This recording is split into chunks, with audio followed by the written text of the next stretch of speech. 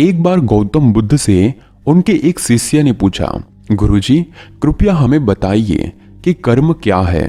गौतम बुद्ध ने अपने शिष्य से कहा कि कर्म को समझने के लिए मैं तुम्हें एक कहानी सुनाता हूं।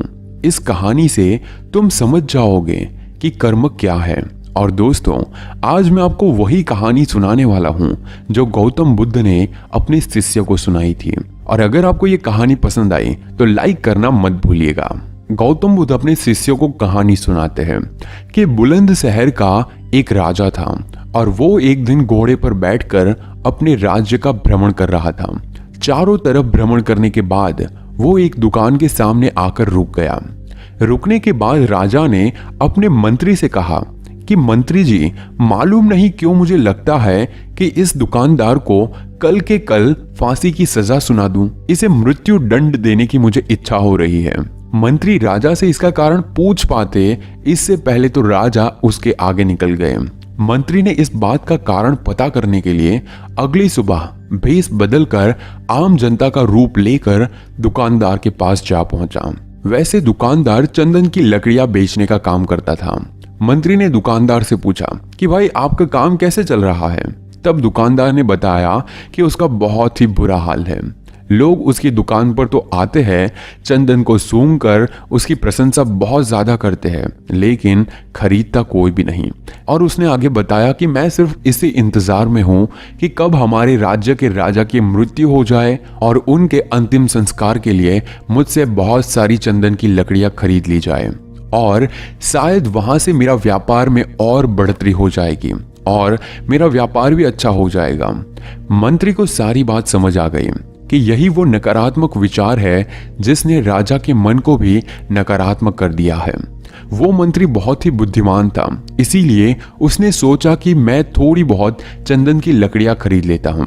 उसने दुकानदार को कहा कि क्या मैं आपसे थोड़ी बहुत चंदन की लकड़ियां खरीद सकता हूं। दुकानदार ये सुनकर बहुत ही खुश हो गया। उसने सोचा कि चलो कुछ तो बिका, इतने समय से कुछ भी नहीं बिक रहा था। उसने चंदन की लकड़ी को कागज से लपेटा और अच्छी तरह से पैकिंग करके वो लकड़ी मंत्री को दे दी। मंत्री अगली सुबह चंदन की लकड़ी लेकर राजा के दरबार में पहुंच गया और राजा से कहा कि महाराज, वो जो दुकानदार है उसने आपके लिए तोहफे के रूप में चंदन की कुछ लकड़ियां भेजी है। ये सुनते ही राजा बहुत ही खुश हुए और मन ही मन सोचने लगे कि यार मैं बेकार में ही उस दुकानदार के बारे में गलत बातें सोच रहा था। उसने चंदन की लकड़ी को हाथ में लिया। उसने बहुत ही अच्छी तरह से उसको सूंघा। उसमें से बहुत ही अच्छी सी सुगंध आ रही थी।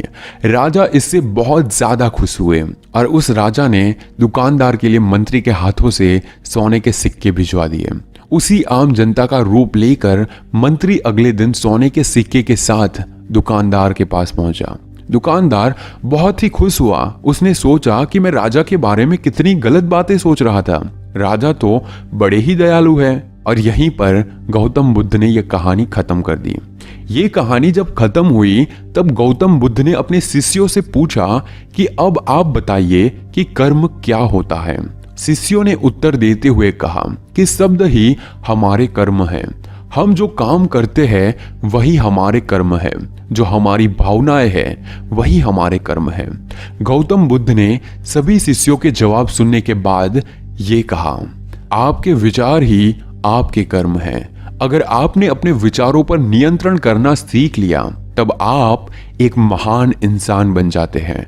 जब आप अच्छा सोचते हैं तब आपके साथ अच्छा होता ही है और वो होता ही रहेगा।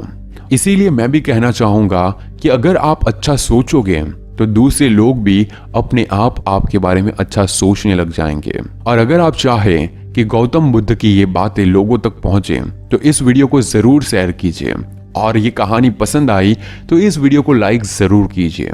धन्यवाद।